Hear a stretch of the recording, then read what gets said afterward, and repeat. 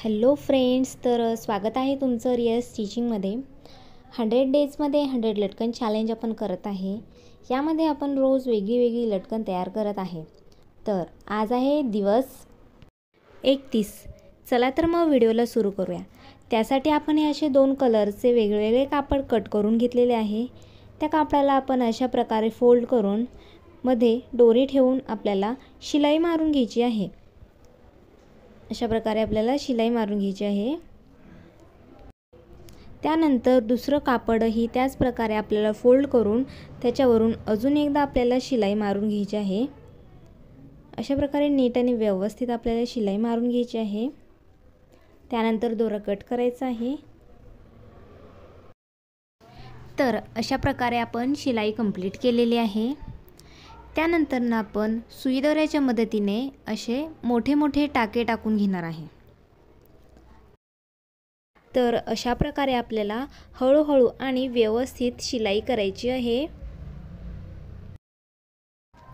प्रत्येक कोण्याला आपण अशाच प्रकारे सुई दोऱ्याच्या मदतीने शिलाई करणार आहे, एकदम नीट आणि व्यवस्थित।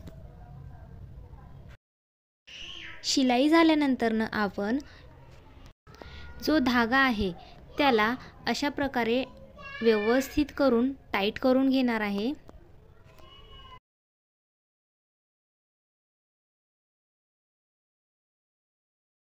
अशा प्रकारे आपल्याला धागा टाईट करून घ्यायचा आहे।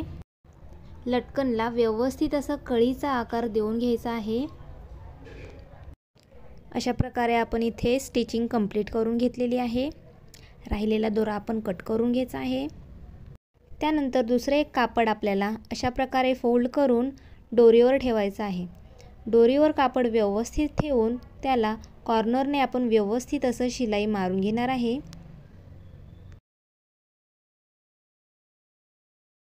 तर अशा प्रकारे आपण व्यवस्थित असं शिलाई मारून घेतलेली आहे।